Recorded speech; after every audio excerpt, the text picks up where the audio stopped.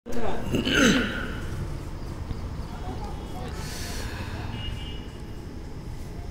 الحمد لله الأكرم الذي خلق الإنسان وكرم وعلمه من البيان ما لم يعلم فسبحان الذي لا يحصى امتنانه باللسان ولا بالقلم نشهد أن لا إله إلا الله وحده لا شريك له ونشهد أن سيدنا ومولانا محمدا عبده ورسوله الذي أرسله بالحق بشيرا ونذيرا وداعيا إلى الله بإذنه وسراجا وقمرا منيرا فقد قال الله تعالى في كلامه المجيد وفرقانه الحميد أعوذ بالله من الشيطان الرجيم بسم الله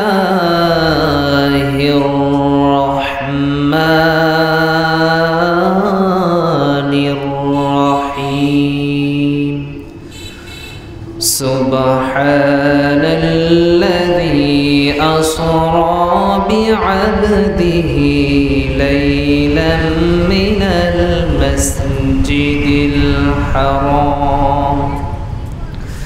المسجد الحرام إلى المسجد الأقصى الذي باركنا حوله لنريه من آياتنا إنه هو السميع البصير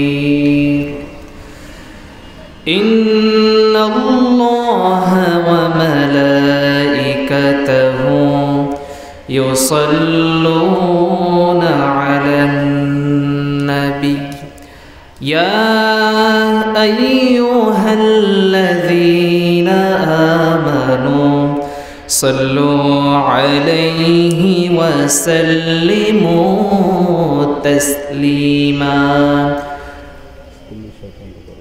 اللهم صل على سيدنا مولانا محمد وعلى آل سيدنا مولانا محمد যে মানুষের বেদনায় কেঁদেছিলেন জীবন মদিনায়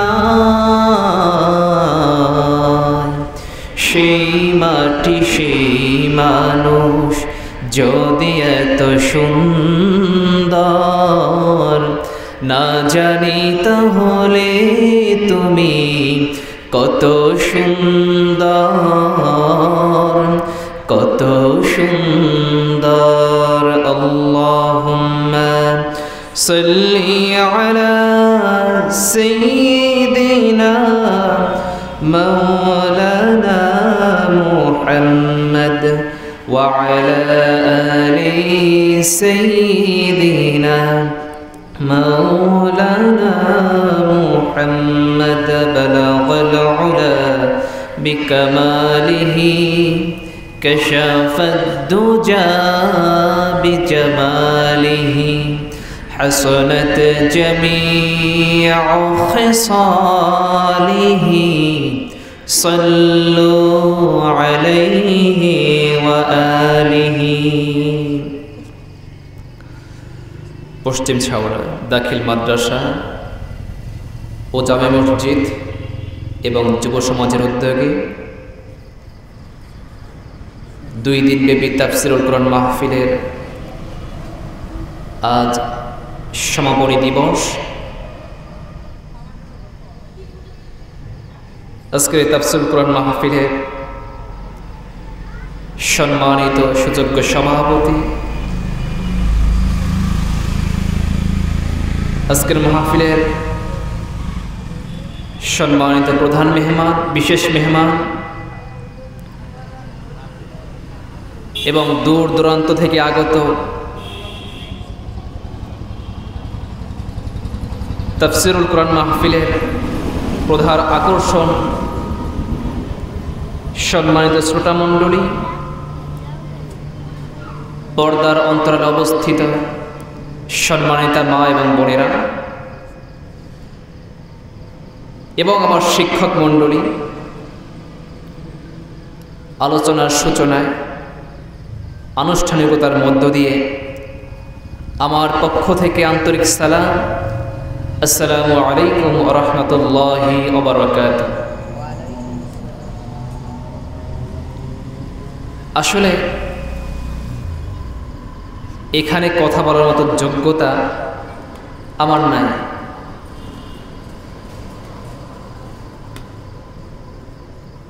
এই মাদ্রাসায় আমি দীর্ঘ প্রায় 12টা বছর পড়াশোনা করেছি। ছোট্ট অবস্থা থেকে, শিশু শ্রেণী থেকে এখানেই আমার কেটেছে অধিকাংশ সময়। আমার সুখ দুঃখের অনেক স্মৃতি এই মাদ্রাসার সাথে জড়িত। জীবনে কখনো কল্পনা করি নাই যে আল্লাহ তাআলা এই মাদ্রাসার মাহফিলে আমার দ্বারা কথা বলাবে। আমার সে যোগ্যতা নাই, আমি আবার বলছি।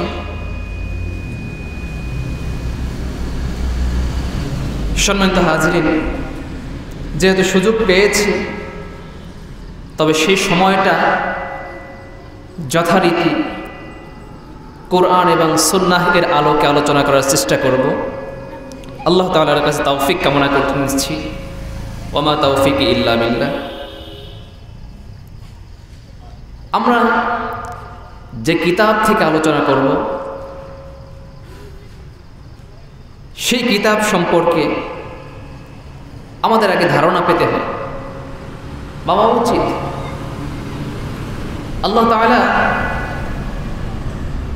গোটা বিশ্বের মহাবিস্ময় আল কুরআন আল কারীম আমাদের জন্য দিয়েছেন, হেদায়েতের জন্য দিয়েছেন, জীবন চলার পথ হিসাবে দিয়েছেন, প্রেসক্রিপশন হিসাবে দিয়েছেন। আসুন আমরা সেই কোরআনকে, কোরআনের পরিচয় সম্পর্কে প্রশ্ন করি। কোরআন এমন একটা কিতাব, যদি আমরা তাকে প্রশ্ন করি, কোরআন তোমার বাড়ি কোথায়, কোরআন তার জবাব দিতে পারে কি পারে না? অবশ্যই পারে।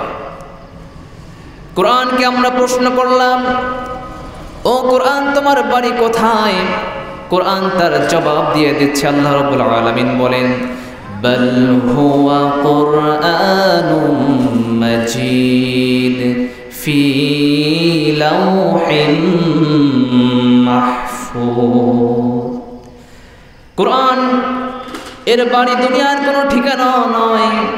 আল্লাহ রাব্বুল আলামিন জানিয়ে দিয়েছেন, কোরআন তার বাড়ি হলো দুনিয়ার কোনো সাধারণ কোনো ঠিকানা নয়। কোরআনের বাড়ি হলো লাওহে মাহফুজ। জোরে কোন সুবহানাল্লাহ।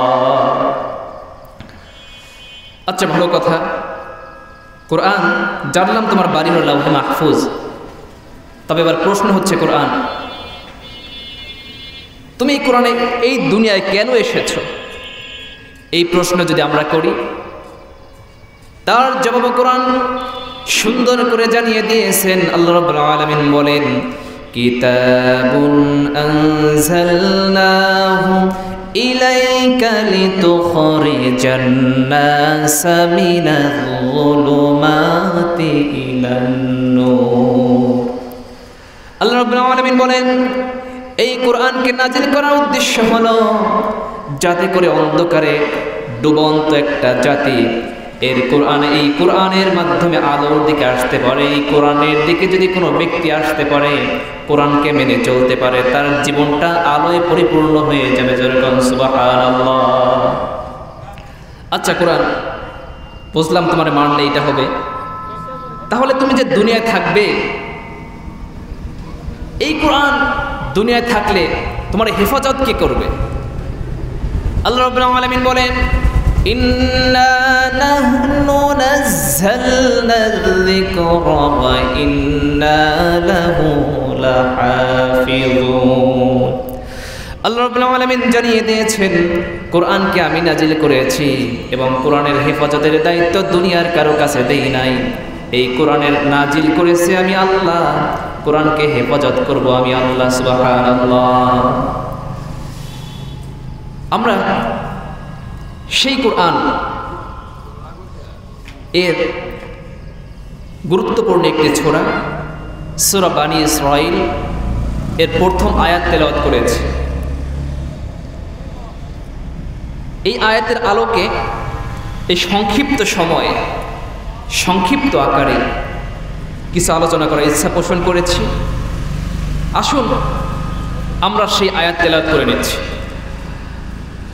আউযু বিল্লাহি মিনাশ শাইতানির রাজীম।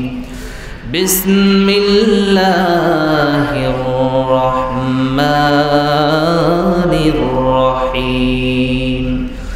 সুবহানাল্লাযী আসরা বি'আবদিহি লাইলান মিনাল মাসজিদিল হারাম ইলাল মাসজিদিল আকসা الذي باركنا حوله لنريه من آياتنا إنه هو السميع البصير। আল্লাহ রাব্বুল আলামিন সূরা বানী ইসরাঈলের প্রথম আয়াতের ভিতরে তিনি বলেছেন, মহাপবিত্র সেই সত্তা যিনি তার বান্দাকে রাত্রি ভ্রমণ করালেন, ইসরা করালেন মসজিদ হারাম থেকে মসজিদ আকসা পর্যন্ত, যার চতুর্দিকে বরকত রয়েছে, বরকতময় করেছেন এবং তিনি তাকে অনেক নিদর্শন দেখালেন। এবং আল্লাহ রাব্বুল আলামিন বলেন, তিনি সব কিছু সম্পর্কে শোনেন, সব কিছু শোনেন এবং সব কিছু তিনি দেখেন। এখানে আল্লাহ রাব্বুল আলামিন রাসূলের মিরাজের সম্পর্কে বলেছেন, আল্লাহ তাআলা তার প্রিয় হাবিব জনাব মুহাম্মদুর রাসূলুল্লাহ সাল্লাল্লাহু আলাইহি ওয়াসাল্লামকে তার দিদার দেওয়ার জন্য এই দুনিয়া থেকে অন্য কোনো মানুষকে নয়, আমার নবীকে আল্লাহ রাব্বুল আলামিন স্পেশাল ফ্লাইটে করে তার নিজের বাড়িতে নিয়ে গেছেন। সুবহানাল্লাহ। আল্লাহ রাব্বুল আলামিন আমার নবীজিকে এই দুনিয়া থেকে নিয়ে গেলেন, স্পেশাল ফ্লাইট হলো বোরাকে আল্লাহ তাআলা নিয়ে গেলেন। নিয়ে যাওয়ার পরে জান্নাত দেখালেন, জাহান্নাম দেখালেন, সমস্ত কিছু দেখালেন এবং সমস্ত নবীদেরকে পিছনের মুসল্লি করে আমার নবীজি তিনি মসজিদ আকসা, তিনি সেই জায়গায় রাসূল, তিনি সমস্ত নবীদেরকে নিয়ে রাসূল ইমামতি করেছেন এবং সমস্ত নবীরা তার পিছনের মুসল্লি ছিল। আল্লাহ তাআলা আমার নবীজিদেরকে তারা মিরাজ করালেন এমন একটা সময়, যেই সময় রাসূলের পাশে কেউ নাই, রাসূলের সবচাইতে প্রিয় দুইজন মানুষ দুনিয়া থেকে বিদায় হয়ে গেছে। রাসূলের স্ত্রী হযরত খাদিজা রাদিয়াল্লাহু তাআলা আনহা এই দুনিয়া থেকে বিদায় হয়ে গেছে এবং রাসূলের চাচা আবু তালেব তিনিও এই দুনিয়া থেকে বিদায় হয়ে গেলেন। বিদায় হয়ে যাওয়ার পরে রাসূল ভেঙে পড়লেন, প্রচণ্ড কষ্ট লাগতেছে, রাসূল মনমরা হয়ে গেলেন। আল্লাহ তাআলা ঠিক সেই মুহূর্তে আল্লাহ তাআলা আমার নবীজিকে তিনি তার নিজের বাড়িতে নিয়ে গেলেন। আল্লাহ তাআলা আমার নবীজিকে তার কাছে নিয়ে কিছু শিক্ষা দিলেন, কিছু তালিম দিলেন। আল্লাহ তাআলা সেই তালিমগুলো পবিত্র কোরআনের ভিতরে সূরা বানী ইসরাঈলের ভিতরে মোটামুটি 14টা তালিম দিয়েছেন। সেগুলোকে আল্লাহ রাব্বুল আলামিন সূরা বানী ইসরাঈলের ভিতরে বর্ণনা করে দিয়েছেন। সুবহানাল্লাহ। আল্লাহ রাব্বুল আলামিন সেই যে সমস্ত বিষয়গুলো শিক্ষা দিয়েছেন সেগুলোর ভিতর সর্বপ্রথম বলেন, ওয়াকাযা রাব্বুকা আল্লা তা'বুদু ইল্লা ইয়্যাহু ওয়া বিল ওয়ালিদাইনি ইহসানা ইম্মা ইয়াবলুগান্না ইনদাকাল কিবরা আহাদুহুমা أو كلاهما فلا تقل لهما أف ولا تنهرهما وقل لهما قولا كريما واخفض لهما جناح الذل من الرحمة وقل رب ارحمهما كما ربياني صغيرا جرب الله أكبر আল্লাহ রাব্বুল আলামিন বলেন ওয়াকাদা রাব্বুকা আল্লা তা'বুদু ইল্লা ইয়্যাহ ওয়া মানে কদা মানে ফয়সালা দেওয়া হয়েছে, রায় দেওয়া হয়েছে রব্বুকা তোমার রবের পক্ষ থেকে আল্লা তা'বুদু ইল্লা ইয়্যাহ আর ইবাদত করতে হবে দুনিয়ার কোনো মানুষের নয়, দুনিয়ার কারো ইবাদত করা যাবে না, একমাত্র ইবাদত করতে হবে যার তিনি কে আল্লাহ রাব্বুল আলামিন ইবাদত করতে হবে। সে আল্লাহ রাব্বুল আলামিন তিনি প্রথম বললেন, প্রথম শিক্ষা আমার আলোচ্য বিষয় হলো মিরাজের 14টা শিক্ষা নিয়ে আমি আলোচনা করব। প্রথম শিক্ষা আল্লাহ রাব্বুল আলামিন বলেন ওয়াকাদা রাব্বুকা আল্লা তা'বুদু ইল্লা ইয়্যাহ ইবাদত দুনিয়ার কোনো মানুষের হবে না, দুনিয়ার কারো হবে না, একমাত্র শুধুমাত্র আল্লাহ তাআলার ইবাদত করতে হবে। সুবহানাল্লাহ। এই ইবাদত যদি দুনিয়ার কোনো মানুষ আল্লাহকে বাদ দিয়ে অন্য কারো ইবাদত করে, গাছের কাছে মাথা নত করে, মাছের কাছে মাথা নত করে, এরপরে মূর্তির কাছে মাথা নত করে, নমনম করে, এগুলো আল্লাহ তাআলা কিছুই কবুল করবেন না। আল্লাহ রাব্বুল আলামিন বলেন ওয়া মাইয়াবতাগি গায়রাল ইসলামি দীনান ফালাই ইউকবালা মিনহু ওয়া হুয়া ফিল আখিরাতি মিনাল খাসিরিন।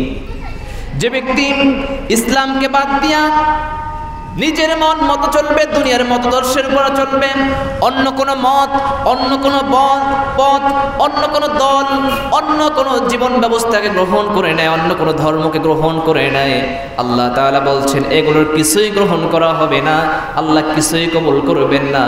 আল্লাহ তাআলার কাছে একমাত্র মনোনীত দিন হলো ইসলাম। জোরে কোন সুবহানাল্লাহ। আল্লাহ তাআলা বলেন ইবাদত করতে হবে আল্লাহ তাআলা, অন্য কারো ইবাদত করা যাবে না। আল্লাহকে বাদ দিয়ে যদি অন্য কারো ইবাদত করি তখন আল্লাহর সঙ্গে শিরক হয়ে যাবে। আল্লাহ রাব্বুল আলামিন বলেন ওয়া মাইয়ুশরিক বিল্লাহ ফাকাদ হারামাল্লাহু আলাইহিল জান্নাহ।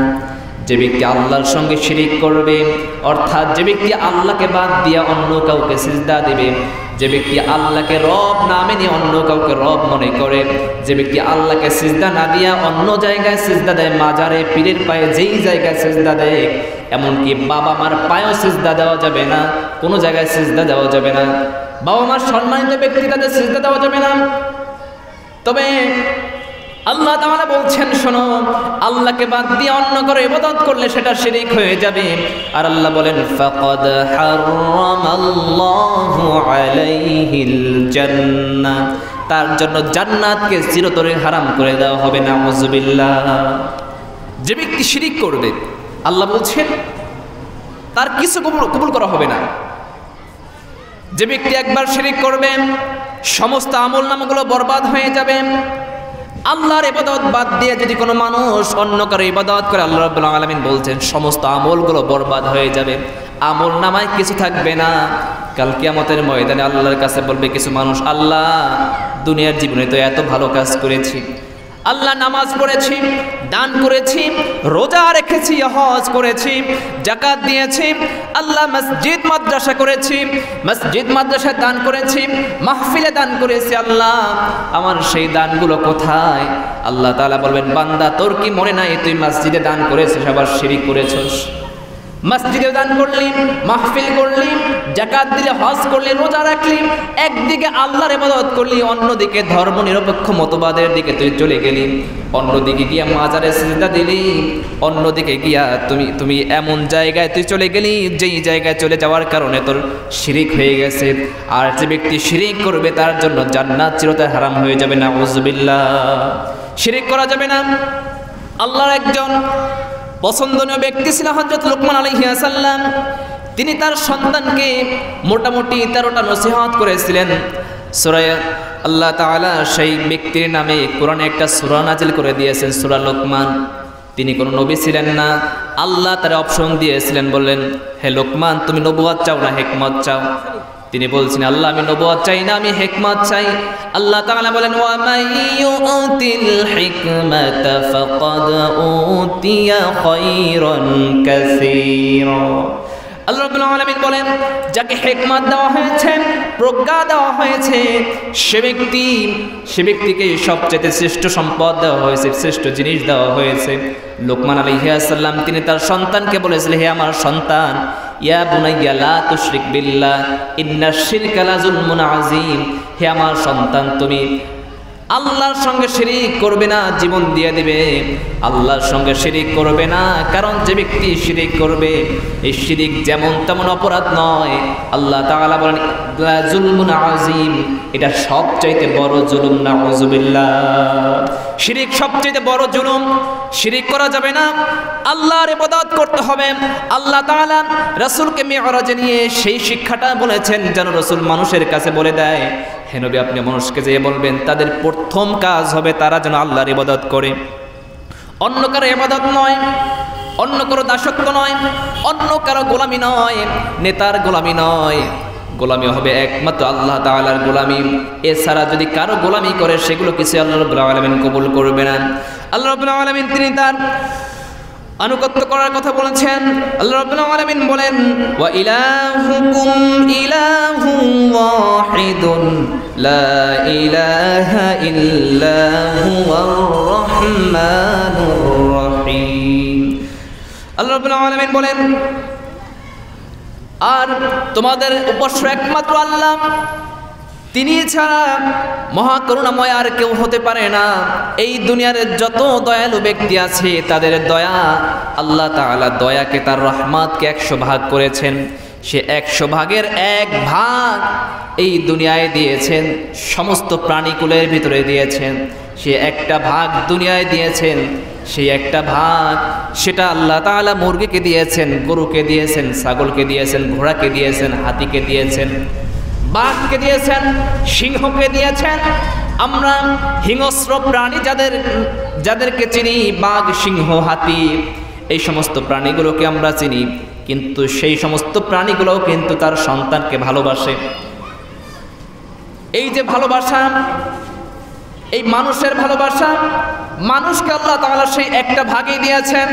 এই গোটা পৃথিবীতে যত সৃষ্টি আছে সমস্ত সৃষ্টির ভিতরে সেই একটা ভাগ দিয়েছেন। আল্লাহ তাআলা বাকি 99টা ভাগ তার কাছে রেখে দিয়েছেন। যখন কাল কিয়ামতের ময়দানে যখন মানুষ জান্নাতের ভিতরে চলে যাবে, আল্লাহর সেই বাকি 99 ভাগ দয়া সহকারে আল্লাহ তাদেরকে যত্ন করবেন। সুবহানাল্লাহ। আল্লাহ জান্নাতীদেরকে সেই দয়া দেবেন। কিন্তু পরকালে এই দুনিয়ায় যারা আল্লাহর ইবাদত করতো না, যারা নাফরমানি করেছে, নাফরমানি করে চলতো, তাদের কিছুই সেদিন কোনো কাজে আসবে না। সেই সময় তারা যখন জাহান্নামে চলে যাবে তারা আল্লাহর দয়া পাবে না। এজন্য আমাদেরকে ভালো কাজ করতে হবে। আল্লাহ তাআলা বলেন, আল্লাহ অত্যন্ত দয়ালু। অন্য জায়গায় বলেছেন, লা শারীকা লাহু ওয়া বিযালিকা উমিরতু ওয়া আনা আউয়ালুল মুসলিমিন। আমাকে এই নির্দেশ দেওয়া হয়েছে, কারোর সঙ্গে আল্লাহর সঙ্গে কাউকে শিরিক করা যাবে না, এবং মুসলমানদের ভিতরে প্রথম খালাকাস সামাওয়াতি ওয়াল আরদা বিল হক তাআলা আম্মা ইউশরিকুন। তিনি আকাশমণ্ডলী এবং পৃথিবী সৃষ্টি করেছেন এবং তার সঙ্গে কাউকে শরীক করা যাবে না। তিনি সমস্ত সৃষ্টির ঊর্ধ্বে। আল্লাহ তাআলা বলেন, আল্লাহ তাআলা এই সমস্ত কিছু সৃষ্টি করেছেন, তার সঙ্গে এগুলো কোনো কিছু শরীক করা যাবে না। এই দুনিয়ায় যত বড় যা কিছু দেখি সব কিছু হচ্ছে আল্লাহর সৃষ্টি। আমরাও আল্লাহর সৃষ্টি। সৃষ্টি জানা আছে ধ্বংস একদিন হয়ে যাবে, সব কিছু ধ্বংস হয়ে যাবে, সব কিছু লয় হয়ে যাবে, প্রলয় হয়ে যাবে, কিছুই থাকবে না। আল্লাহ রাব্বুল আলামিন বলেন, যদি কোনো শরীক থাকতো, এই আসমান এবং জমিন যে আল্লাহ তাআলা সৃষ্টি করেছেন, এত কিছু সৃষ্টি করেছেন, এর ভিতরে যদি কোনো শরীক থাকতো, আল্লাহ রাব্বুল আলামিন বলেছেন, তাহলে তারাও এখানে ভাগ চাইতো, তাহলে তারাও আরশে যেতে চাইতো। আল্লাহ রাব্বুল আলামিন বলেন, قُلْ لَوْ كَانَ مَعَهُ آلِهَةٌ كَمَا يَقُولُونَ إِذًا لَابْتَغُوا إِلَى ذِي الْعَرْشِ سَبِيلًا। আল্লাহ রাব্বুল আলামিন বলেন, বলো যদি তাদের কথা অনুযায়ী অন্য কোনো ইলাহ থাকতো, তবে আরশের যিনি মালিক সে আল্লাহর প্রতিদ্বন্দ্বী তারা দাবি করত। আল্লাহ তাআলা বলেন, এই দুনিয়ায় যদি আল্লাহ ছাড়া অন্য কোনো রব থাকতো, তাহলে তারাও সেই আল্লাহর রুবুবিয়্যাতে তারা দাবি করত, তারা ভাগ চাইতো। আল্লাহ রাব্বুল আলামিন বলেন, একাধিক এই আল্লাহ ছাড়া, এক আল্লাহ ছাড়া আরো যদি ইলাহ থাকতো, তাহলে কি হতো? আল্লাহ রাব্বুল আলামিন বলেন, সমস্ত বিশ্ব ব্যবস্থা ধ্বংস হয়ে যেত। আল্লাহ রাব্বুল আলামিন বলেন, লাউ কানা ফীহিমা আলিহাতুন ইল্লাল্লাহু লাফাসাদাতা ফাসুবহানাল্লাহি রাব্বুল আরশি আম্মা ইয়াসিফুন। জোরে বলুন আল্লাহু আকবার।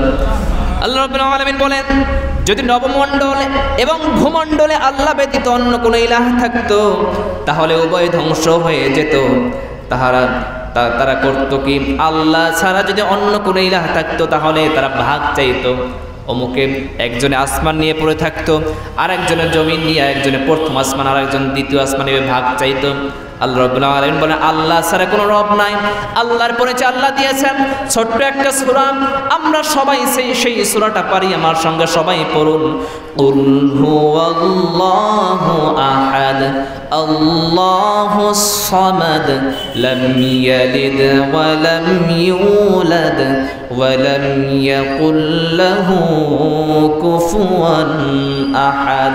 আল্লাহ এক না দুই, আল্লাহ এক, তার সমকক্ষ কেউ নাই। আসমান আর জমিনে তার সমকক্ষ কেউ নাই। তিনি কাউকে জন্ম দেন নাই, তাকেও কেউ জন্ম দেন নাই। সেই আল্লাহ হলো আমাদের আল্লাহ। আল্লাহ বলছেন, শোনো, এক আল্লাহ না হয়ে যদি আল্লাহ দুইজন হতো, স্রষ্টা যদি দুইজন হতো, তাহলে এই সমস্ত বিশ্ব ব্যবস্থা ধ্বংস হয়ে যেত, কিছুই থাকতো না। এই জন্য আল্লাহ রাব্বুল আলামিন বলেছেন, সে আল্লাহর ইবাদত করবে, আল্লাহর গোলামি করবে, অন্য কারো গোলামি নয়। রাসূলকে আল্লাহ তাআলা সর্বপ্রথম যে শিক্ষাটা দিয়েছেন, হে নবী, আপনি উম্মতদেরকে শিক্ষা দিবেন, দুনিয়ার করে ইবাদত করা যাবে না, দুনিয়ার কারো গোলামি করা যাবে না, একমাত্র আল্লাহর গোলামি করতে হবে। আর যে ব্যক্তি এই দুনিয়ায় বসে আল্লাহর গোলামি করে যেতে পারবে, কাল কিয়ামতের ময়দানে সেই মানুষগুলোই সফলকাম হয়ে যাবে। সুবহানাল্লাহ। আমাদেরকে সফল হতে হবে, আমাদেরকে সফল হতেই হবে। যদি আমরা জান্নাতে যেতে চাই, তাহলে আমাদের সকলকে সফল হতে হবে, যেইভাবে সফল হতে বলছেন আল্লাহ তাআলা।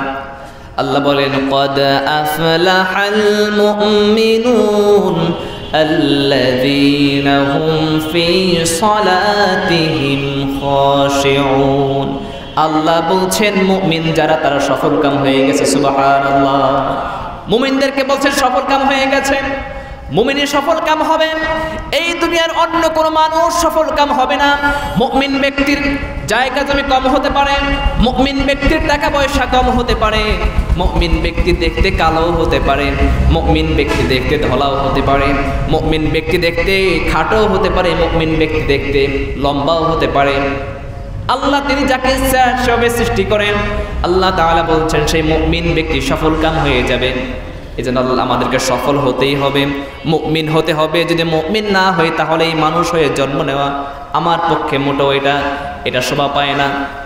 মুমিন হতে হবে।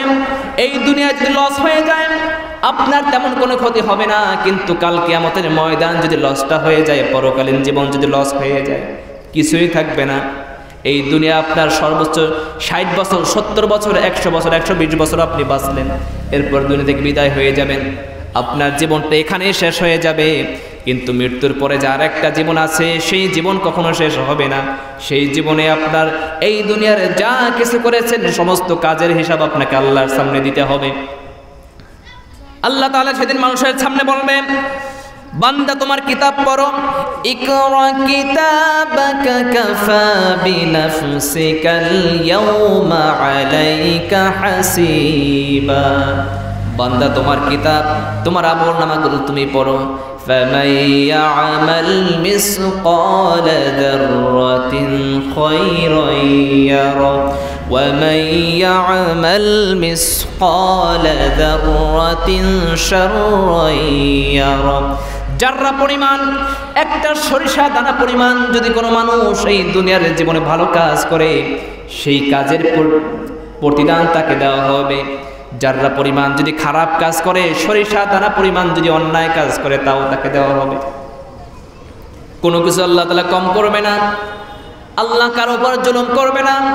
আল্লাহ তাকে সব কিছু পয়েন্ট টু পয়েন্ট তাকে বোঝাইয়ে দিবেন। মানুষের দুই কাঁধে দুইজন ফেরেশতা আছে, সব সময়ের জন্য তারা আমলনামাগুলো লিখতে থাকে। আল্লাহ রাব্বুল আলামিন বলেন, কিরামান কাতিবিনা ইয়ালামুনা মা তাফআলুন। সম্মানিত দুজন ফেরেশতা আছে, মানুষ যেই কাজগুলো করে না কেন সমস্ত কাজগুলো তারা লিখে রাখে। এজন্য আল্লাহর ইবাদত করতে হবে, তার গোলামি করতে হবে। আল্লাহ বলছেন, বান্দা তোমরা সফল কাম হয়ে যাবে, তবে মুমিন হতে হবে। মুমিন না হয়ে আমরা যদি এই দুনিয়ায় বেঁচে থাকি, এই বাঁচার কোনো দাম নাই। এই দুনিয়ায় যদি সম্পদ কম হয়, যদি মুমিন হয়, ওই ব্যক্তি হলো আল্লাহর কাছে সফল কাম। আমরা মনে করি যে এই লোকটা এই দুনিয়ায় 5 তলা 10 তলা বিশাল বড় বিল্ডিং করেছে, তাকে বলি আমরা সফল কাম। যেই লোকটা এই দুনিয়ায় অনেক বড় অনেক জায়গা আছে, অনেক ব্যবসা প্রতিষ্ঠান আছে, ভালো চাকরি করে, পড়াশোনা করেছে, ভালো চাকরি করে, মনে করি এই লোকটা সফল হয়ে গেছে। কিন্তু আল্লাহ রাব্বুল আলামিন বলেন, তার ভিতরে যদি ঈমান না থাকে তাহলে সে ব্যক্তি সফল নয়। সফল হবে সেই ব্যক্তি যে ব্যক্তির এই দুনিয়ায় এমন ছিল, হয়তো বা সে গরিব ছিল কিন্তু আল্লাহর কাজগুলো করে যেতে পেরেছে আল্লাহ তাআলার ভাষায়, সেই ব্যক্তি হলো সফল কাম। সুবহানাল্লাহ। এজন্য আমাদেরকে আল্লাহর ইবাদত করতে হবে। নাম্বার 2 আল্লাহ রাব্বুল আলামিন বলেছেন, মিরাজের 2 নাম্বার শিক্ষা, আল্লাহ রাব্বুল আলামিন বলেন, ইল্লা ইয়্যাহু ওয়া বিল ওয়ালিদাইনি ইহসানা ইম্মা ইয়াবলুগান্না ইনদাকাল কিবারা আহাদুহুমা আও কিলাহুমা ফালা তাকুল লাহুমা উফ ওয়ালা তানহারহুমা وقل لهما قولا كريما واخفض لهما جناح الذل من الرحمة وقل رب ارحمهما كما ربياني صغيرا جربنا الله أكبر আল্লাহ রাব্বুল আলামিন বলেন, তোমার পিতামাতার সঙ্গে ভালো ব্যবহার করবেন। ইল্লা ইয়্যাহু ওয়া বিল ওয়ালিদাইনি ইহসানা, তোমার বাবা মার সঙ্গে ভালো ব্যবহার করবে এবং তাদের নিকট থেকে একজন অথবা উভয়জন যখন বৃদ্ধ অবস্থায় হয়ে যাবে তাদের সঙ্গে উফ শব্দটা পর্যন্ত করবে না, তাদের ধমক দেবে না, তাদের সঙ্গে ভালোভাবে কথা বলবে, তাদের জন্য দোয়া করবে। যদি তাদের জন্য কি বলে আল্লাহর কাছে দোয়া করবে, আল্লাহ তাআলা সেই দোয়াটাও শিখিয়ে দিয়েছেন। আল্লাহ তাআলা বলেন, আমার সঙ্গে সবাই পড়ুন, রব্বিরহামহুমা কামা রব্বায়ানি সগীরা। আল্লাহ তাআলা বাবা মার জন্য দোয়া করতে হবে, কেমন সেই দোয়াটাও আল্লাহ তাআলা শিখিয়ে দিয়েছেন। যদি কোনো ব্যক্তি বাবা মার জন্য এই দোয়া পরে আল্লাহর কাছে দোয়া করে, আল্লাহর কথা অনুযায়ী সেই ব্যক্তিকে আল্লাহ তাআলা ক্ষমা করে দেন। সুবহানাল্লাহ। গেল নাম্বার 2। নাম্বার 3 হলো নিকটাত্মীয় যারা আছে তাদের অধিকার দিতে হবে। আল্লাহ রাব্বুল আলামিন বলেন ওয়া আতিযাল কুরবা হাক্কাহু ওয়াল মিসকিনা ওয়া ইবনাস সাবিল ওয়া লা তুবাযযির তাবযীরা ইন্নাল মুবাযযিরিনা কানু ইখওয়ানাশ শায়াতিন ওয়া কানাশ শাইতানু লিরাব্বিহি কাফুরা। জোরে বলুন আল্লাহু আকবার। আল্লাহ রাব্বুল আলামিন বলেন নিকট আত্মীয় যারা আছে তাদের অধিকার দিবেন। মিসকিন এবং সম্বলহীন পথিকদের প্রতিকার দাও। তাদের যদি কোনো সম্পদ প্রয়োজন হয়, তাদের যদি কোনো কিছু প্রয়োজন হয়, তোমার সামর্থ্য অনুযায়ী তাদেরকে দেওয়ার চেষ্টা করবে। আল্লাহ তাআলা সেই কথা বলে দিয়েছে। নিকট আত্মীয়র সঙ্গে ভালো ব্যবহার করতে হবে। আত্মীয় রাসূল বলেছেন যদি কোনো ব্যক্তি হায়াতকে বাড়াতে চায় সে যেন তার আত্মীয়তার সম্পর্ক বজায় রাখে। আত্মীয়তার সম্পর্ক বজায় রাখতে হবে, তাদের সঙ্গে ভালো ব্যবহার করতে হবে। আল্লাহ তাআলা সেই শিক্ষা দিয়েছেন। কিন্তু আজকে দেখা যায় মানুষের সঙ্গে সে সম্পর্ক নাই, ভাই ভাইয়ের সঙ্গে সম্পর্ক নাই, ভাই বোনের সঙ্গে সম্পর্ক নাই। বোন যদি কোনোভাবে সম্পদ চাইতে পারে বোনের সঙ্গে আর সম্পর্ক নাই। আছে না এমন? বোন চাইছে সম্পদ, তার ন্যায্য অধিকার, এটা তাই সে পাবে। আল্লাহর কোরআনের অর্ডার, এক ছেলে যা পাবে 2 মেয়ে সেই সমপরিমাণ সম্পদ পাবে। তাহলে সেই সম্পদ সে পাবে। যদি সেই সম্পদ কোনোভাবে চাইতে পারে তাহলে তার সেই ভাইয়ের সঙ্গে আর সে সম্পর্ক থাকে না, মুখ মলিন হয়ে যায়। আগে শীতের দিন আসলে, সম্পদ চাওয়ার আগে শীতের দিন আসলে বোনকে দাওয়াত দেয়, পিঠা বানায়, হাঁসের গোশ রান্না করে, ভালো ভালো খাবার দেয়। যখন সম্পদ চাইছে তখন থেকে সে সম্পর্ক নেই। পিঠাও গেছে, কথা বলাও গেছে, সব শেষ। এমনটা করা যাবে না। এমনটা করলে আমাদের জন্য পরকাল লস হয়ে যাব, পরকালে ক্ষতিগ্রস্তের অন্তর্ভুক্ত হয়ে যাব। ইসলাম এগুলোকে কখনো এলাও করে না। আল্লাহ তাআলার নিয়ম অনুযায়ী কাজগুলো করতে হবে। যদি আল্লাহর কথা মতো আমরা কাজ করতে পারি আমরা দুনিয়ায় সফলকাম হব, আখিরাতেও সফলকাম হব। দুনিয়াতে যারা সফলকাম হবে আখিরাতেও যারা সফলকাম হবে তারাই প্রকৃত কৃতকার্য। আবার দুনিয়াতে যারা অসফল হবে কিন্তু আখিরাতে যারা সফল হয়ে যাবে সেই সমস্ত ব্যক্তিরাই হলো সফল, প্রকৃত সফল। কিন্তু আখিরাতে সফল হলো না, দুনিয়ার সব জায়গায় সফল হয়। যেই জায়গায় হাত দেয় সেই জায়গায় সোনা ফলে, এমন আছে না? মানে যেই জায়গায় যায় সেই জায়গায় তার হাতে টাকা আর টাকা, যেই জায়গায় যে কাজ করে সেই জায়গায় সে সব কিছু পায়। দুনিয়ায় সব পাইল, আখিরাতে কিছুই পেল না, তার এই পাওয়ার কোনো দাম নাই।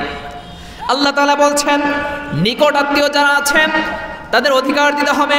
আল্লাহ রাব্বুল আলামিন এরপরে নাম্বার 3 বলেছেন, নাম্বার 4 বলেছেন অপব্যয় করবে না, অপচয় করবে না। আল্লাহ রাব্বুল আলামিন বলেন ওয়ালা তুবাযযির তাবযীরান ইন্নাল মুবাযযিরিনা কানু ইখওয়ানাশ শায়াতিন ওয়া কানাশ শাইতানু লিরাব্বিহি কাফুরা। আল্লাহ রাব্বুল আলামিন বলেন অপচয় করবে না, অপব্যয় করবে না। আর অপচয়কারী হলো শয়তানের ভাই। শয়তান হলো তোমার রবের প্রকাশ্য দুশমন। তোমার রবের সরাসরি সে অস্বীকার করেছে, অকৃতকার্য, অকৃতজ্ঞ ব্যক্তি শয়তান। আল্লাহ তাকে বলছেন শয়তান, তার নাম ছিল আজাজিল, ইবলিস। আল্লাহ তাআলা তাকে বলছেন তুমি আদমকে সিজদা দাও। আল্লাহ তাআলা এই কথা বলার পরে সিজদা দেয় নাই। আল্লাহ তাকে বললেন আবা ওয়াস্তাকবারা ওয়া কানা মিনাল কাফিরিন। আল্লাহ বলছেন শয়তান তুই কাফের হয়ে গেলি। আল্লাহর অর্ডারকে না মানার কারণে আল্লাহ তাকে কাফের ঘোষণা দিয়েছে। আল্লাহ বলছেন অপচয় করবে না, অপব্যয় করবে না। মিরাজের 4 নম্বর শিক্ষা হলো অপচয় করা যাবে না। কিন্তু আপনি যদি লক্ষ্য করেন দেখবেন সমাজে যত বড় বড় অনুষ্ঠান হয় দেখবেন সবচেয়ে বেশি অপচয় সেই জায়গায় হয়। যত বড় বড় অনুষ্ঠান যত বড় অপচয় তত বেশি। আপনি যদি সমুদ্রের ভিতরেও থাকেন সেই জায়গায়ও আপনি পানিকে অপচয় করতে পারবেন না। আপনার প্রয়োজন নয় এমনভাবে আপনি পানি ব্যবহার অপচয় বিনা কারণে আপনি পানিকে অপচয় করতে পারবেন না। সমুদ্রের ভিতরে যদি আপনি থাকেন সেই জায়গায়ও না, নিষেধ করা হয়েছে। কিন্তু অপচয়ে দেখবেন যদি অজু করতে যায় কিছু মানুষ, অজু করতে গিয়ে পানি এমন পরিমাণ ছাড়ে, পানিতে এক বালতি পানি দিয়ে সে মানে অজু করতে কত এক মগ পানি হয়ে যায়, কিন্তু সেই অজু করতে সে এক বালতি পানি খরচ করে ফেলে। রাসূল এক গ্লাস পানি দ্বারা অজু করেছেন, কিন্তু আমরা যখন অজু করি মানে এক বালতিও ছাড়াইয়া যায়। গোসলের তো কোনো কথা নাই। আপনি তো পানির মর্যাদা বুঝেন না। যারা মরুভূমির ভিতরে আছে তারা বোঝে পানির কষ্ট কারে কয়। মাইলকে মাইল যায়, পানি নাই, পানির পিপাসায় বুকের ছাতি ফেটে যায়। আপনি তো পানি হাতের কাছে পান, যেই জায়গায় আছে সেই জায়গায় পান। আমি গত বছর প্রোগ্রাম ছিল পাবনা ঈশ্বরদীতে, সেই জায়গায় আমি দেখলাম কোনো পুকুর পাই নাই। আমি সেই জায়গায় বাড়িতে বাড়িতে আছে টিউবওয়েল আছে, তারা মানে বাড়িতে বাড়িতে টিউবওয়েল ব্যবহার করে, কিন্তু পুকুর খনন করলে সে জায়গায় পানি থাকে না। আমি একটা পুকুর দেখছি প্রায় 20 হাত, প্রায় 20 হাতের বেশি হবে খনন করা, গর্ত, কিন্তু কোনো পানি নাই। কিন্তু তারা কল টিউবওয়েল লাগাইছে, সেই জায়গাতে তারা পানি ব্যবহার করে। কিন্তু আপনার চতুর্পাশে সামনে পুকুর, পিছনে পুকুর, ডানে পুকুর, বামে পুকুর, সব জায়গায় পুকুর, সব জায়গায় আপনি পানি পান। এজন্য অপচয় করা যাবে না, আল্লাহ নিষেধ করেছে। শুধু পানি নয়, বিবাহ শাদীতে খাবার অপচয় হয়, এগুলোও করা যাবে না। আল্লাহ রাব্বুল আলামিন নিষেধ করেছেন সব জায়গায় অপচয় করা যাবে না। শয়তান, এগুলো শয়তানের কাজ। আল্লাহ বলছেন এগুলো অপচয়কারী হলো শয়তানের ভাই। আল্লাহ তাআলা এক জায়গায় বলছেন ওয়ালা তাত্তাবিউ খুতুওয়াতিশ শাইতান ইন্নাহু লাকুম আদুউম মুবিন। তোমরা শয়তানের অনুসরণ করবে না। শয়তান হলো আল্লাহ তাআলার হুকুমকে সে অমান্য করেছিল। শয়তানের অনুসরণ করা যাবে না। আর যে ব্যক্তি অপচয় করলো সে ব্যক্তি শয়তানের অনুসরণ করলো, আল্লাহকে বাদ দিয়া, রাসূলকে বাদ দিয়া, ইসলামকে বাদ দিয়া শয়তানকে অনুসরণ করলো। আল্লাহ বলছেন এগুলো কোনো কাজ আল্লাহ কবুল করবে না। নাম্বার 5 হলো অভাবীদের সাথে সুন্দর ব্যবহার করতে হবে। আল্লাহ রাব্বুল আলামিন বলেন ওয়া ইম্মা তু'রিদান্না আনহুম ইবতিগা রাহমাতিম মির রাব্বিকা তারজুহা ফাকুল লাহুম কাওলাম মায়সুরা। জোরে বলুন আল্লাহু আকবার। আল্লাহ রাব্বুল আলামিন বলেন তোমরা অভাবীদের সঙ্গে সুন্দর ব্যবহার করো। যদি কোনো ব্যক্তি অভাবের কারণে তোমাদের সামনে চলে আসে, তোমাদের কাছে এসে কিছু চায়, তাকে যদি নাও দিতে পারো অন্ততপক্ষে তার সঙ্গে ধমক দিয়ে কথা বলো না, জোর গলায় কথা বলো না। সে বিপদে পড়ে তোমার কাছে এসেছে, তার সঙ্গে সুন্দর ব্যবহার করো।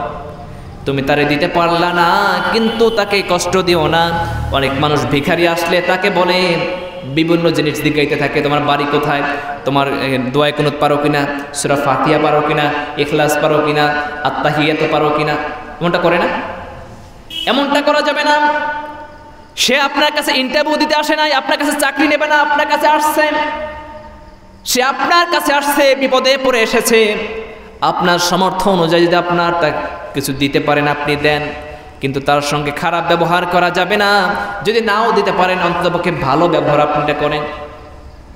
এটাই ইসলামের শিক্ষা। অভাবীদের সঙ্গে ভালো ব্যবহার করতে হবে। এরপর রব্বুল আলামিন বলেন অর্থ ব্যয় ভারসাম্যতা রক্ষা করবে। নাম্বার 5। নাম্বার 6 হলো অর্থ ব্যয় ভারসাম্যতা বজায় রাখবে। রব্বুল আলামিন বলেন ওয়ালা তাজআল ইয়াদাকা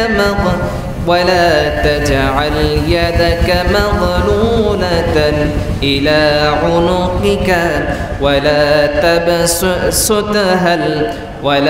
তাবসুতহা কুল্লাল বাসত ফাতাকউদা মালুমান মাহসুরা। তোমরা নিজেদের হাতকে গলার সঙ্গে বেঁধে রাখবে না, আর একেবারেও খোলা ছেড়ে দিবে না, যেন তুমি অক্ষম না হয়ে যাও। আল্লাহ বলছেন এমনভাবে খরচ করা যাবে না যে তুমি সব খরচ করে ফেলবে, এমনটা আল্লাহ নিষেধ করেছেন। আল্লাহ নিষেধ করেছেন সব খরচ করতে বলেন না, আবার কৃপণ হতেও নিষেধ করেছেন। কৃপণ ব্যক্তিকে আল্লাহ তাআলা জান্নাত দিবেন না, আল্লাহ জান্নাতের ভিতরে কোনো কার্পণ্যতা করবে না। বান্দা যখন যা চাইবে চাওয়ার আগে অন্তরের ভিতরে শুধু একটা বার কল্পনা করবে, কল্পনা করার সঙ্গে সঙ্গে তার সামনে হাজির হয়ে যাবে। সুবহানাল্লাহ। আল্লাহ রাব্বুল আলামিন বলেন ওয়ালাকুম ফিহা মা তাশতাহি আনফুসুকুম ওয়ালাকুম ফিহা মা তাদউন। জোরে বলুন আল্লাহু আকবার।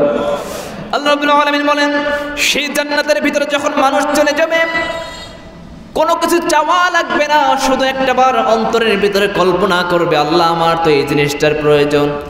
কল্পনা করতে দেরি হবে, সঙ্গে সঙ্গে তার সামনে সেগুলো হাজির হয়ে যাবে। সুবহানাল্লাহ। আল্লাহ বলছেন কৃপণতা করা যাবে না। আল্লাহ কৃপণকে পছন্দ করেন না, বখিলকে কৃপণ পছন্দ করেন না। আল্লাহ তাআলা বলছেন এমনও হবে না যাতে করে তোমায় একদম ফকির হয়ে যায়, এমনটা হতে আল্লাহ তাআলা নিষেধ করেছেন। আবার একদম হাতকে গলার সাথে বেঁধেও রাখবে না, কৃপণ হবে না।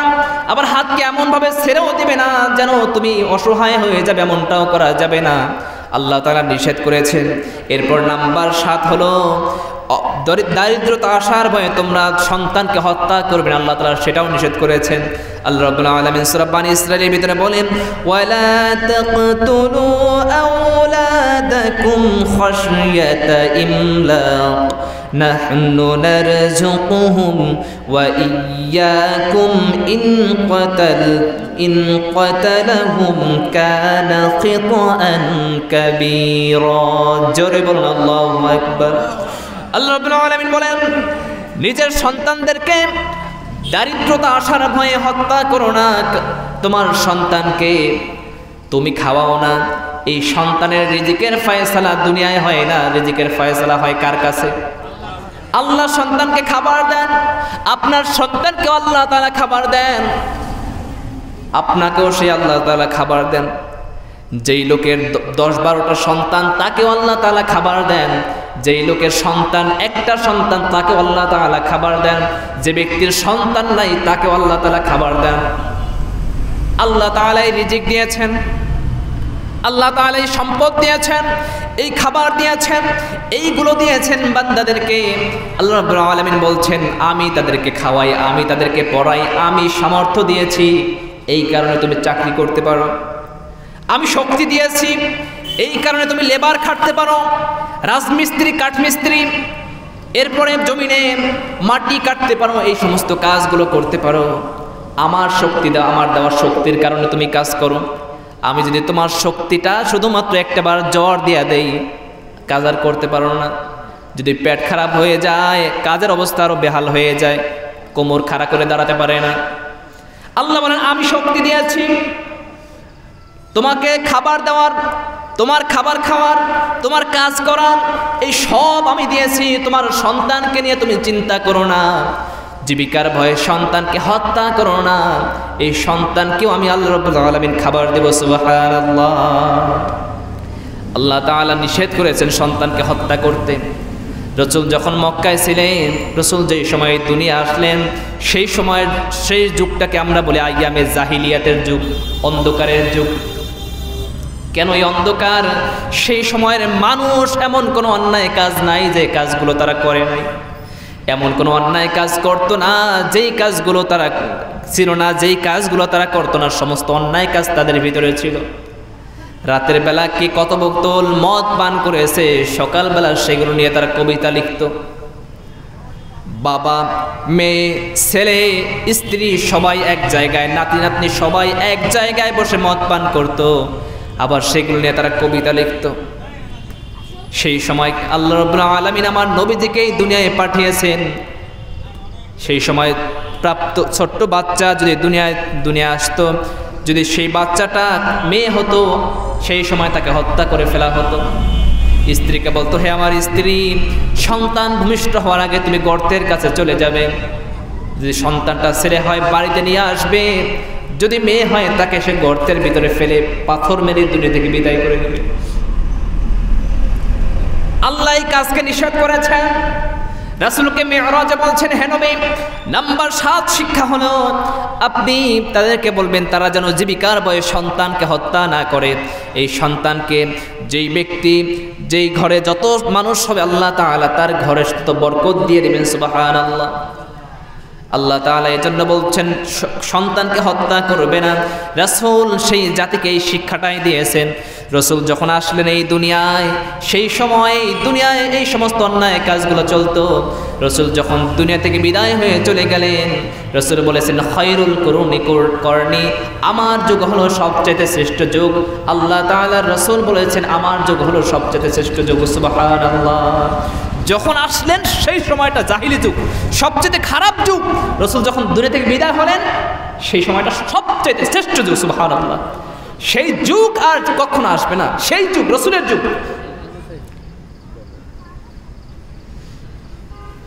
আল্লাহ রাব্বুল আলামিন এরপরে নাম্বার 8 বলেছেন জেনার নিকটেও যাবে না, জেনার ধারে কাছেও যাবে না। আল্লাহ রাব্বুল আলামিন বলেন ওয়ালা তাকরাবুজ জিনা ইন্নাহু কানা ফাহিশাতাও ওয়া সাআ সাবিলা। জোরে বলুন আল্লাহু আকবার। আল্লাহ রাব্বুল আলামিন বলেন তোমরা জেনার ধারে কাছেও যাবে না, জেনা করবে না। এই জেনার মতো সবচেয়ে নিকৃষ্ট পাপ, এই পাপ কখনো করবে না, এর ধারে কাছেও যাবে না। জেনা করবে না এমনটা বলে নাই, আল্লাহ বলছেন জেনার ধারে কাছেও যাবে না, নিকটেও যাবে না। জেনার শাস্তি হলো বিবাহিত হইলে তাকে পাথর মেরে দুনিয়া থেকে বিদায় করতে হবে। যদি অবিবাহিত হয় 80 দৌড়া মারতে হবে। জেনা করা যাবে না। জেনার শাস্তি হলো এই দুনিয়া থেকে বিদায় হতে হবে, তাকে বিদায় করে দিতে হবে।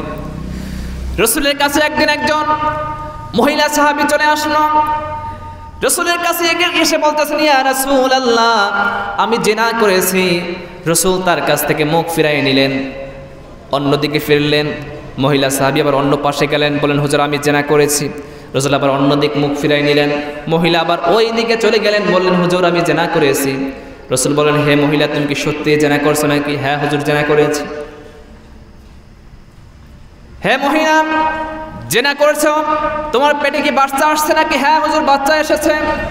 রাসূল বললেন জেনা করেছো তুমি, তোমার সন্তান অপরাধ করে নাই। জেনা করেছো তুমি, অপরাধ হয়েছে তোমার, সন্তানের অপরাধ নয়। তোমার সন্তান ভূমিষ্ঠ হওয়ার আগ পর্যন্ত তোমার উপর ইসলামের হুকুমটা জারি করা যাবে না। মহিলা বলেন ইয়া রাসূলুল্লাহ তাহলে আমি কি করব? রাসূল বলেন বাড়িতে চলে যাও, সন্তান ভূমিষ্ঠ হওয়ার পরে চলে এসো। ওই মহিলা বাড়ি চলে গেলেন। দীর্ঘদিন পরে সন্তান হলো। এই সন্তান হওয়ার আগ পর্যন্ত প্রত্যেকটা রাত ওই মহিলা যখনই রাত গভীর হয়ে যায় আল্লাহর কাছে কাঁদেন, সব সময়ের জন্য আল্লাহর কাছে তাওবা করেন। ওই মহিলা চলে গেলেন। বাড়িতে যাওয়ার পরে সন্তান হলো।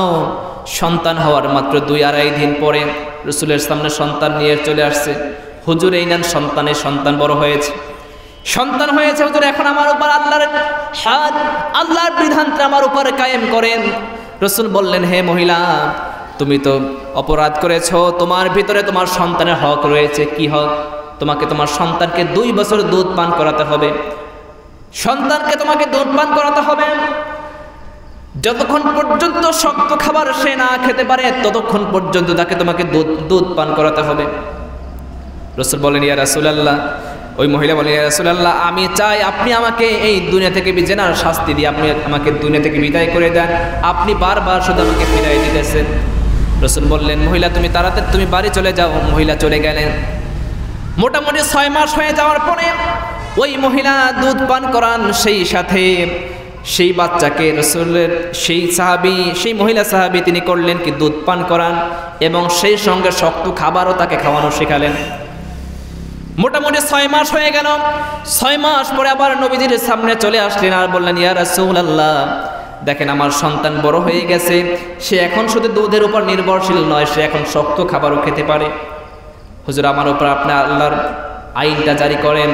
রাসূল তখন সাহাবায়ে কেরামকে বললেন হে সাহাবীরা, এই বাচ্চাটাকে যেই সাহাবী পালন করবে, যারা লালন পালন করবে, কাল কিয়ামতের ময়দানে জান্নাতের ভিতরে আমি আর সেই ব্যক্তি দুই নখের মধ্যবর্তী জায়গা যতটুকু তার চাইতে নিকটে আমি আর সেই সাহাবী সেই লোক বাস করব। সুবহানাল্লাহ। রাসূল বললেন, যেই বাচ্চাকে লালন পালন করবে সেই ব্যক্তি এবং আমি একই জান্নাতের ভিতরে বাস করব। রাসূল সেই বাচ্চাটা সাহাবায়ে কেরামদের হাতে দিয়ে দিলেন। কয়েকজন সাহাবী এসে সেই বাচ্চাটাকে নিয়ে গেলেন এবং রাসূল বললেন, এই মহিলাকে উত্তপ্ত মরুভূমির ভিতরে নিয়ে যাও, তাকে নিয়ে আল্লাহর হদ তার উপর কায়েম করো, দুনিয়া থেকে তাকে বিদায় করে দাও। রাসূল যখন এই কথা বললেন, কয়েকজন সাহাবী তাকে নিয়ে গেলেন, মরুভূমির ভিতরে নিয়ে গেলেন। নিয়ে যাওয়ার পরে বুক পর্যন্ত গেড়ে পাথর মেরে দুনিয়া থেকে বিদায় করে দিতেছেন। এমন সময় ওই মহিলার রক্ত, পাথরের আঘাতে রক্ত ছিটকে একজন সাহাবীর গায়ে লেগে গেল। সাহাবী তাকে ভৎসনা দেওয়া শুরু করলেন, তোর মতো একজন পাপীর রক্ত আমার গায়ে লাগলো, এইভাবে ভৎসনা দেওয়া শুরু করলেন। একটা পর্যায়ে হযরত তাকে দুনিয়া থেকে তার মৃত্যু হয়ে গেল। রাসূলের কাছে সাহাবায়ে কেরাম চলে গেলেন। একজন সাহাবী গিয়ে বলতেছেন, ইয়া রাসূলুল্লাহ, ওই মহিলার রক্ত আমার গায়ে লাগলো, আমি তারে ভৎসনা দিয়েছি। রাসূল বললেন, ওই ব্যক্তিকে ভৎসনা দিও না, ওই মহিলাকে ভৎসনা দিও না। ওই মহিলার তাওবা যে আল্লাহর কাছে এতটা কবুল হয়েছে, গোটা আরববাসীকে আল্লাহ তাআলা এই ক্ষমা করে দেওয়ার জন্য এই তাওবাই যথেষ্ট। সুবহানাল্লাহ। জেনা করবেন, জেনার অপরাধ হলো মৃত্যু, জেনা করা যাবে না। তবে হ্যাঁ, যেই সমস্ত পাপগুলো গোপনে হয়ে গেছে সেই সমস্ত পাপের স্মরণ করে যেটা আল্লাহর কাছে ক্ষমা চাইতে পারি, আল্লাহ তাআলা এতটা দয়ালু, তিনি তামাম জিন্দেগীর সমস্ত পাপগুলোকে মাফ করে দিবেন। সুবহানাল্লাহ। হযরত মূসা আলাইহিস সালাম তিনি একদিন আল্লাহকে বলতেছেন, রব্বুল আলামিন, আমার উম্মতের মাঝে সবচেয়ে ভালো মানুষটাকে। আল্লাহ বলেন, মূসা, এই দিক থেকে এই দিকে যে লোকটা যাবে সেই লোকটা হলো তোমার উম্মতের মাঝে সবচেয়ে ভালো লোক, না খারাপ লোক? সবচেয়ে খারাপ লোক হলো এই লোকটা। কিছুক্ষণ পরে আবার আল্লাহকে বললেন, হে আল্লাহ, আমার প্রশ্ন এখনো শেষ হয় নাই।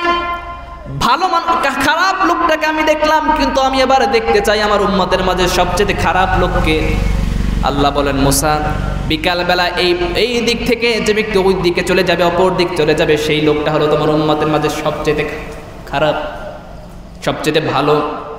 প্রথম দেখছেন খারাপ লোক, পরবর্তীতে দেখলেন ভালো লোক। বিকালবেলা মূসা আলাইহিস সালাম দাঁড়াইয়া আছেন, এমন সময় দেখলেন সকালবেলাও যে ব্যক্তি, বিকালবেলাও সেই একই ব্যক্তি। অত্যন্ত রাগী নবী ছিলেন। আল্লাহকে বলেন, আল্লাহ, আপনি কি আমার সঙ্গে মস্করা করলেন নাকি? আল্লাহ, সকালবেলা যে ব্যক্তি ভালো, খারাপ সে ব্যক্তি বিকালবেলা কেমনে ভালো হয়? আল্লাহ বলেন, মূসা, ওই লোকটার সঙ্গে ছোট্ট একটা বাচ্চা দেখেছো নাকি? হ্যাঁ, বাচ্চা দেখেছি। যখন সকালবেলা তোমার কাছ থেকে চলে গেল, ওই সময় সন্তানটা কিছুক্ষণ পরে তার বাবাকে বলতেছে, বাবা, এই যে বাগান দেখা যায়, এই বাগানের চাইতে বড় কিছু আছে নাকি? হ্যাঁ আছে। কি আছে? ওই এই যে পাহাড় দেখা যায়, পাহাড়ের চাইতে বড় কিছু আছে নাকি? হ্যাঁ আছে। কি আছে? ওই যে বাগান, ওই যে জঙ্গল। বাবা, এই জঙ্গলের চাইতে বড় কিছু আছে নাকি? হ্যাঁ আছে। ওই যে আকাশ দেখতে পাও। হে বাবা, আকাশের চাইতে বড় কিছু আছে নাকি?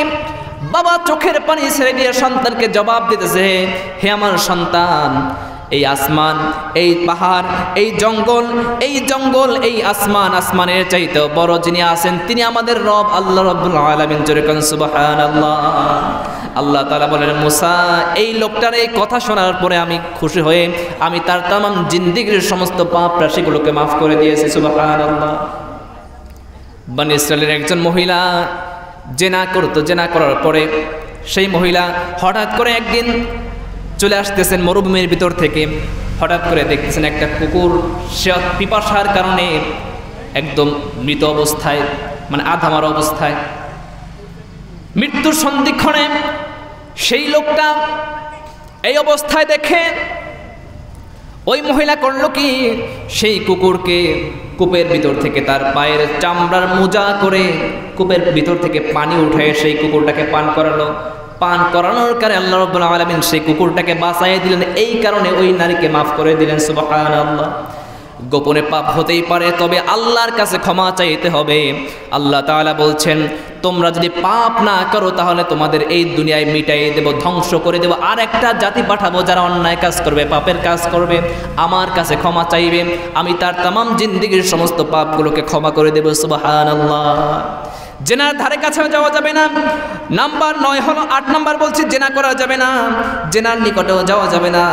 নাম্বার 9 হলো কোনো প্রাণকে হত্যা করা যাবে না। আল্লাহ তাআলা বলেন, ওয়ালা তাকতুলুন নাফসাল্লাতী হারামাল্লাহু ইল্লা বিল হক ওয়া মান কুতিলা মাজলুমান ফাকাদ جعلنا لوليه سلطانا فلا يسرف في القتل إنه كان منصورا জোরে বলুন আল্লাহু আকবার। আল্লাহ বলেন, কোন প্রাণকে বিনা কারণে কাউকে হত্যা করবে না, কাউকে বিনা অপরাধে কাউকে হত্যা করা যাবে না, কাউকে হত্যা করতে আল্লাহ তাআলা নিষেধ করেছেন। এমনকি সামান্য একটা পিঁপড়াও যদি তাকে আপনি না মেরে পারলে আপনি মারবেন না, নিষেধ করেছেন আল্লাহ তাআলা। তবে যে ব্যক্তি, যদি কোনো ব্যক্তি কাউকে হত্যা করে, তার বিপরীতে যাকে হত্যা করেছেন তার পরিবারকে এই হুকুম দিয়েছেন, তাকে এর বিপরীতে হত্যার বদলে হত্যা করার হুকুম আল্লাহ তাআলা এই বিধান দিয়েছেন। তবে আল্লাহ বলেন, যে ব্যক্তি ক্ষমা করে দিবে আল্লাহ সেই ব্যক্তিকে ভালোবাসেন। সুবহানাল্লাহ। যে ব্যক্তি ক্ষমা করবেন সে ব্যক্তি উত্তম। কোন মানুষকে হত্যা বিনা অপরাধে কাউকে হত্যা করা যাবে না, কোনো প্রাণীকে হত্যা করা যাবে না, হোক পিঁপড়া, হোক হাতি, যাই হোক, হোক মানুষ, যা হোক, হত্যা করা যাবে না। কিন্তু আজকে যদি আপনি চতুর্দিকে লক্ষ্য করেন, শুধু মানুষকে হত্যা করে, হেসে খেলে মানুষকে হত্যা করে, শুধু হত্যা করে এমনটা নয়, হত্যা করার পরে সেই মানুষের উপর উঠে, গায়ের উপর উঠে নৃত্য করে, নাই এমনটা? মানুষ হত্যা করেছে, সেই মানুষের গায়ের উপর, লাশের উপর উঠে আবার নাচতেছে, নৃত্য করতেছে। রাসূল বলেছেন, কিয়ামতের আগে এমন একটা সময় হয়ে যাবে, যেই সময় যাকে হত্যা করবে সে জানবে না আমাকে কেন হত্যা করা হচ্ছে, আর যে ব্যক্তি হত্যা করবে সেও জানবে না আমি তারে কেন হত্যা করতেছি। যাকে হত্যা করা হবে সে জানবে না যে আমার কেন হত্যা করা হচ্ছে, আমাকে কেন খুন করা হচ্ছে। আবার যে হত্যা করবে, যে খুন করবে, সেও জানবে না আমি তারে কেন খুন করতেছি। সামান্য 10,000, 50,000, 1 লাখ টাকার বিনিময়ে মানুষ, একজন জীবিত মানুষ আর একজন জীবিত মানুষ হত্যা করে ফেলতেছে, মানে কোনো অনুশোচনাও নাই। এগুলো কিয়ামতের আলামত। আল্লাহ বলছেন, নাম্বার 9 হলো, কাউকে হত্যা করা যাবে না, বিনা অপরাধে কাউকে হত্যা করবে না। আল্লাহ তাআলা কাল কিয়ামতের ময়দানে যদি কোনো ব্যক্তি এই দুনিয়ায় মানুষকে হত্যা করে, কাল কিয়ামতের ময়দানে ওই হত্যাকারী ব্যক্তি, যাকে হত্যা করা হয়েছে তাকে উঠাবেন, এবং যে ব্যক্তি হত্যা করছেন তাকে উঠাবেন, দুইজনে বিচারায় কাঠ করে দাঁড় করাবেন। তখন কি অবস্থা হয়ে যাবে? কারো উপর জুলুম করা যাবে না, আল্লাহ তাআলা নিষেধ করেছেন। এই দুনিয়ায় যদি কোনো ব্যক্তি, কোনো একটা শিংওয়ালা গরু যদি আর একটা শিং ছাড়া গরুকেও যদি জুলুম করে, তার উপর যদি অত্যাচার করে, কাল কিয়ামতের ময়দানে কোনো প্রাণীর হিসাব হবে না, মানুষ এবং জিন ছাড়া অন্য কোনো প্রাণীর হিসাব হবে না।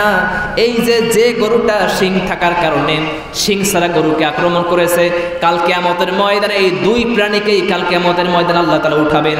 শিং ছাড়া গরু, যার দুনিয়ার শিং ছিল না, তাকে কাল কিয়ামতের ময়দানে শিং দিবেন, এবং যার দুনিয়ার শিং ছিল তাকে শিং দিবেন না। আল্লাহ তাআলা বলবেন, আজকে যার শিং দিয়েছি তুই তার উপর সে তোরে যে জুলুম করেছিল তার প্রতিদান তারে তুই দিয়ে দে। একটা গরু তো কোনো হিসাব নাই, এগুলো তো মানে নাবুজ প্রাণী, তাকে উঠাবেন। আরেকটা মানে শিং থাকার কারণে আরেকটা শিং ছাড়া গরু যদি আক্রমণ করে, গুতা দেয়, এক কথায় গুতা দেয়, কাল কিয়ামতের ময়দানে এই দুইটা গরুরই উঠাবেন।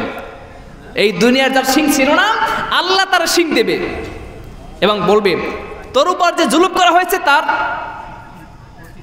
প্রতিশোধ নাও, প্রতিশোধ নেবেন। এরপরে তার কোনো বিচার নাই। যখন প্রতিশোধ নেওয়া হবে, আল্লাহ তাআলা তারা মিশাই দিবে। এজন্য কাউকে হত্যা করা যাবে না, কারো উপর জুলুম করা যাবে না। নাম্বার 10 হলো, এতিমের ধন সম্পদ ভক্ষণ করা যাবে না। আল্লাহ রাব্বুল আলামিন বলেন, ওয়ালা তাকরাবু মালাল ইয়াতীমি ইল্লা বিল্লাতী হিয়া আহসান حتى يبلغ أشده وأوفوا بالعهد إن العهد كان مسؤولا جربنا الله أكبر আল্লাহ রাব্বুল আলামিন বলেন তোমরা এতিমের মালের সম্পদের নিকটেও যেও না, তবে হ্যাঁ বুদ্ধি বিবেক পর্যন্ত পৌঁছাবার আগ পর্যন্ত তার ব্যবস্থা গ্রহণ করতে পারো, তার সম্পদগুলো তোমরা দেখতে পারো। এতিমের ধন সম্পদ ভক্ষণ করার জন্য যাবে না, দেখাশোনা করতে পারো তুমি। এতিম মানুষ সম্পদ কি না কি করবে বলা যায় না, তার ধন সম্পদকে রক্ষা করার জন্য তার কাছে যেতে পারে, সে সম্পদগুলোকে পর্যবেক্ষণ করতে পারে, কিন্তু সেই সম্পদ খাওয়া যাবে না, সেগুলোকে ভক্ষণ করা যাবে না, আল্লাহ তাআলা নিষেধ করেছে। নাম্বার 11 হলো মাপে কম যাওয়া যাবে না। মিরাজের নাম্বার 11 শিক্ষা হচ্ছে কাউকে মাপে কম দেওয়া যাবে না। ব্যবসায়ী যারা আছেন তারা কান লাগায় শোনেন। আল্লাহ তাআলা মিরাজ নিয়ে রাসূলকে বলেছে, হে নবী মানুষকে এই শিক্ষাটা দেন তারা যেন ব্যবসায় ওজনে যেন কম না দেয়, আল্লাহ তাআলা নিষেধ করেছে। আল্লাহ রাব্বুল আলামিন বলেন ওয়া আউফুল কাইলা ইযা কিনতুম ওয়াজনু বিল কিসতাসিল মুস্তাকিম যালিকা খায়রুন ওয়া আহসানু তা'ওয়িলা। আল্লাহ রাব্বুল আলামিন বলেন তোমরা সঠিক মাপ এবং ওজন দ্বারা পারস্পরিক আস্থা স্থাপিত করো এবং এতে বিক্রেতা এবং ক্রেতা উভয় লাভবান হবে। আল্লাহ তাআলা দুই শ্রেণীকে বলছেন। আল্লাহ বলছেন তোমরা যখন ক্রয় করবে ওজন করে নেবে এবং যারা বিক্রি করবে তারাও যেন ওজন করে বিক্রি করে। আল্লাহ তাআলা বলছেন বিক্রি করার সময় সেই সময় তোমরা ওজনে কম দিবে না। যেই সমস্ত ব্যক্তিরা এই দুনিয়ায় ওজনে কম দেবে কাল কিয়ামতের ময়দানে তারাও ধরা খেয়ে যাবে, তার ওজনের পাল্লা হালকা হয়ে যাবে। আল্লাহ বলেন কাল কিয়ামতের ময়দানে যেই মানুষগুলোর ওজনের পাল্লা হালকা হয়ে যাবে, নেকের পাল্লা হালকা হয়ে যাবে, তারা জাহান্নামে চলে যাবে। আল্লাহ রাব্বুল আলামিন বলেন নেকিগুলোকে ওজন করা হবে। আল্লাহ বলেন ফাআম্মা মান সাকুলাত মাওয়াজিনুহু فهو في عيشة راضية وأما من خفت موازينه فأمه حاوية وما أدراك ما هي نار حامية। আল্লাহ সূরা কোরআনের ভিতরে বলেন যেই সমস্ত ব্যক্তির নেকির পাল্লাটা কাল কিয়ামতের ময়দানে হালকা হয়ে যাবে সে ব্যক্তিকে আল্লাহ তাআলা বলেন সে ব্যক্তি ধরা খেয়ে যাবে। এজন্য আমাদেরকে ওজনে সঠিক করতে হবে। এই দুনিয়ায় যারা ওজনে কম দেবে কাল কিয়ামতের ময়দানে তারা ঠিক সেভাবেই পাবে। এজন্য ওজনে কম দেওয়া যাবে না। নাম্বার 12 হলো ভিত্তিহীন ধারণা থেকে তোমরা বেঁচে থাকবে। আল্লাহ তাআলা বলেন ওয়ালা তাকফু মা লাইসা লাকা বিহি ইলমুন ইন্নাস সামআ ওয়াল বাসারা ওয়াল ফুয়াদা কুল্লু উলাইকা কানা আনহু মাসউলা। জোরে বলুন আল্লাহু আকবার। আল্লাহ রাব্বুল আলামিন বলেন এমন কোন জিনিসের পিছনে লেগে যাবে না যেই সমস্ত জিনিসের তোমার জ্ঞান নাই, এমন কোন বিষয় নিয়ে তুমি আলোচনা করতে যাবে না, এমন কোন বিষয় তুমি পিছনে পড়বে না যে বিষয় তুমি জানো না। ভিত্তিহীন কোনো কথা বলা যাবে না। একজন মানুষকে দেখছে একটা ছেলে এবং একটা মেয়ে হেঁটে যাচ্ছে, সেই মেয়েটা তার বোন হতে পারে, ছেলেটার বোন হতে পারে, আবার স্ত্রীও হতে পারে, যাই হোক না কেন সেটা আপনার কমেন্টস করার কোনো প্রয়োজন নাই। আপনি তারে নিয়ে আপনি কেন সমালোচনা করবেন? বিশেষ করে যদি কোনো হুজুর যদি তার বোনকে নিয়েও যদি হেঁটে যায় তাহলে মনে করবে এই লোকটা কে যাইতেছে, মহিলা, এই মহিলাটাকে। সমাজে দুইটা শ্রেণীর পিছনে মানে মানুষ বেশি লাগে, একটা হলো হুজুর আর একটা হচ্ছে মেয়ে মানুষ। কোনো এই সমস্ত কুধারণা, এই সমস্ত ধারণা করা যাবে না। এই সমস্ত মানে কি বলে এগুলো ভিত্তিহীন ধারণা করা যাবে না। নাম্বার 13 জমিনে বাহাদুরি করা যাবে না। আল্লাহ রাব্বুল আলামিন বলেন ওয়ালা তামশি ফিল আরদি মারহান ইন্নাকা লান তাখরিকাল আরদা ওয়া লান তাবলুগাল জিবালা তুলা। আল্লাহ বলছেন জমিনের উপর দিয়ে বাহাদুরি করবে না, বাহাদুরি করে চলবে না। এই জমিনকে আল্লাহ তাআলা সৃষ্টি করেছেন, এই জমিনের উপর দিয়ে অত্যন্ত নম্র হয়ে ভদ্র হয়ে চলবে। আল্লাহ রাব্বুল আলামিন বলেন রহমানের বান্দা যারা হবে তারা বিনয় হয়ে জমিনের উপর দিয়ে চলাফেরা করবে। আল্লাহ রাব্বুল আলামিন বলেন ওয়া ইবাদুর রহমানিল্লাযীনা ইয়ামশুনা আলাল আরদি হাওনা ওয়া ইযা খাতাবাহুমুল জাহিলুনা ক্বালু সালামা। রহমানের বান্দা যারা হবে তারা জমিনের উপর দিয়ে যখন চলাফেরা করবে অত্যন্ত ভদ্র হয়ে নম্র হয়ে চলাফেরা করবে। যখন তার সঙ্গে কোনো জাহেল কোনো মূর্খ যখন তর্ক করতে আসবে তখন তারা বলবে ক্বালু সালামা, সালাম দিয়ে চলে আসবে, তর্ক করবে না। সম্মানিত হাজিরিন, আমরা বলছিলাম যে মিরাজের শিক্ষা সূরা বানী ইসরাঈল থেকে আমি কথা বলেছি, মোটামুটি 13 থেকে 14টা শিক্ষা আমি বলেছি। যদি আমরা এই সমস্ত কাজগুলো করতে পারি, যে সমস্ত কাজগুলো নিষেধ করেছেন সেগুলো করা যাবে না, এবং যে সমস্ত কাজগুলো করতে বলেছেন সেগুলো কাজকে যদি আমরা আঁকড়ে ধরতে পারি তবে আমরা সফলকাম হব। আল্লাহ আমার সকলকে যে আলোচনা করছে প্রথম আমাকে আপনাদের সকলকে আমল করার তৌফিক দান করুন। আমিন।